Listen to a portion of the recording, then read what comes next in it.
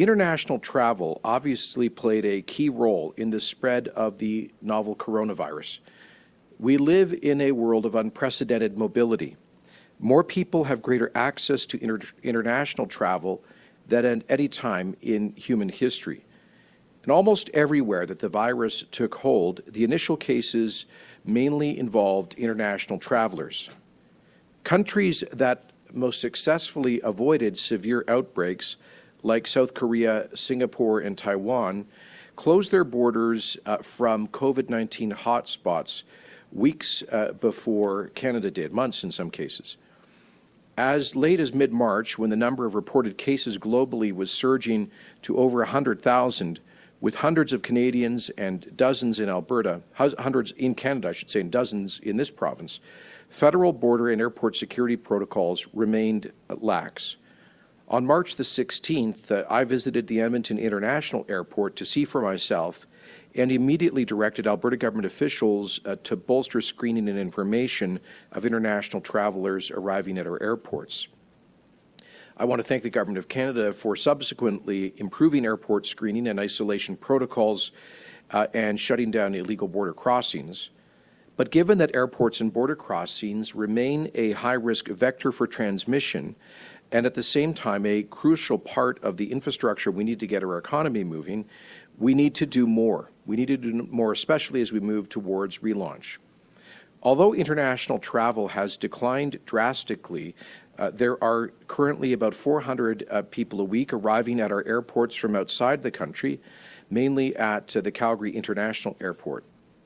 That's why today I'm announcing several new measures to strengthen protections at our international airports against the spread of COVID-19.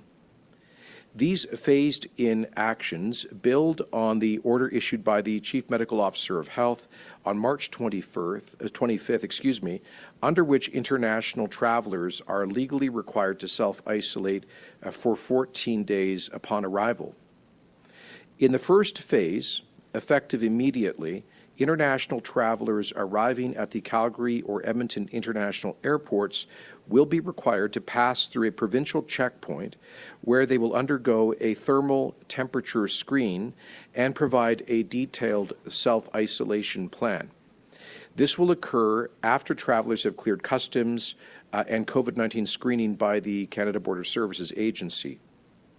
In their plan, travelers must detail how they will travel to their self-isolation location, how they will obtain food and medications, and will identify who, like family, friends, or others, will support them as they self-isolate. Those who do not have access to private transportation or transportation that meets physical distancing protocols will be provided with temporary on-site quarantine facilities until appropriate transportation can be arranged to their self-isolation location. In the second phase, to be implemented within a couple of weeks, a similar provincial checkpoint and screening protocol will be established at the Alberta-U.S. land border crossing at Coots, where about 90% of land border arrivals come through. All international travelers arriving in Alberta via the airports or that land crossing will receive a follow-up call from provincial officials within 3 days to confirm that they are following public health orders and that they have the support that they need. And we'll be providing for hotel accommodations for travelers who have arrived who do not have adequate support or an adequate self-isolation plan. In addition to the new screening protocols, several other protective measures are being introduced immediately at airports.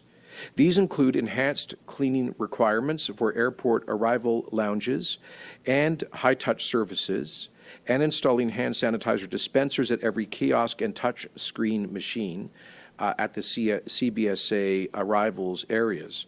I'm also directing Alberta public health officials to monitor those cleaning and physical distancing protocols at international arrivals in the CBSA area. Finally, as of next week, all arriving passengers in Calgary and Edmonton will be subject to thermal scanning for fever, which AHS reports is a COVID symptom in almost 30% of Alberta cases. Our new measures align with the federal government's emergency order under the Quarantine Act, requiring people entering Canada to provide a plan for self-isolation for 14 days.